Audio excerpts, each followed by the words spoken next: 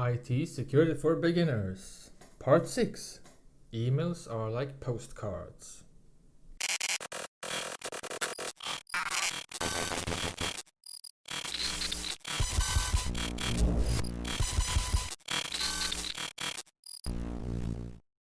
Emails are the most fundamental form of communication on the internet. You just write a couple of lines and you click send and swoosh! The receiver has gotten your email. But is it secure? Not at all. So to send an email can be compared to sending a postcard. But in fact, there are less eyes watching your postcard that you send with your normal mail.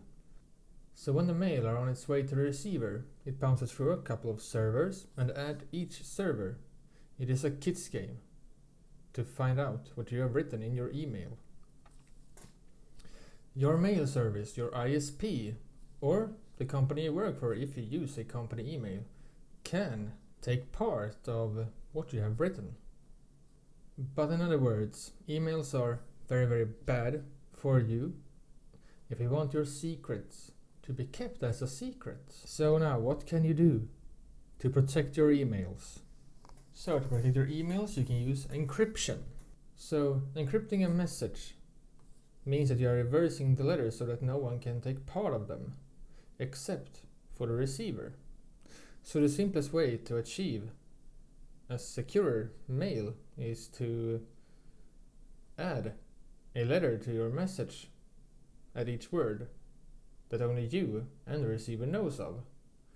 Like for example, like if you write this, I love this processor, you can instead write it like this. Add an O at each word so the receiver can decipher them.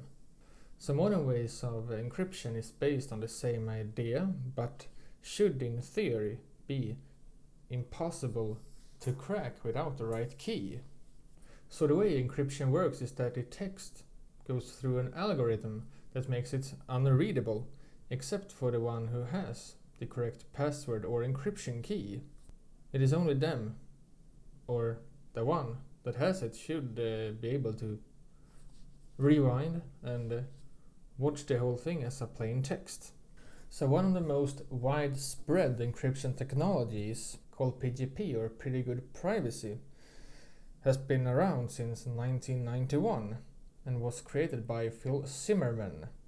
So PGP is now owned by the security company Symantec, but the encryption standard OpenPGP is open source.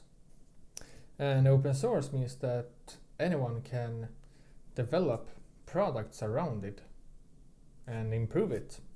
So PGP builds on a system with two keys, one public and one private.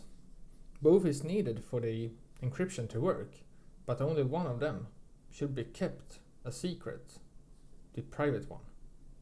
So to send a PGP encrypted message to someone, they also need to have PGP installed, and you should have their public key. Many PGP users publish their keys openly.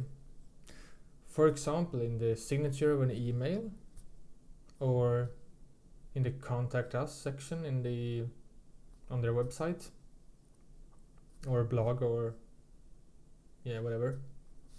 Others make their public key public by using a key server that can be referred as a phone book. So you need to give out your public key in order to communicate encrypted and secure. So if you want to be sure that it's the right person who's contacting you, you should be very reserved on how you publish your public key. So to send it in an email is not secure at all, because someone can be watching it, and then they can use it against you and send you lots of spam using your encrypted key. That way you think the emails are safe.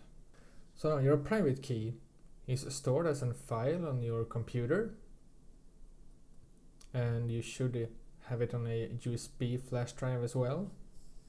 If someone gets hold on your private key, they can read all your encrypted emails. So, you have some tools to help you out with encrypting your emails. I have chosen 3 of them for this. So first off, we have Mailvelope. So Mailvelope is a browser extension that is perfect for use using a web-based email like Outlook or Gmail. With a few clicks, you can make your mail unreadable for anyone except for the receiver. But Mailvelope only encrypts text, not attached files. And then we have GPG Mail. GPG Mail is just like Mailvelope, but for local email softwares, and it is only for Mac. So for the last one we have TrueCrypt. So TrueCrypt is a well-known encryption software for both Windows and Mac, and it encrypts files so you can send encrypted attached files. But it can also be used to encrypt USB flash drives or hard drives. So now a little warning for you. When you send encrypted emails, both yours and the receiver's address is shown, as well as time and date in which the email was sent. So you can only protect text and files. The rest is unencrypted. So think about that. So that's the end for this part, and it is a little shorter than they usually are, but I think this was the most important things to cover, and I hope you have learned something. So leave a like on this video, leave a comment down below, subscribe to the channel, and share this video with your friends and family and everyone you know, so they can be protected. And I see you all in the next one.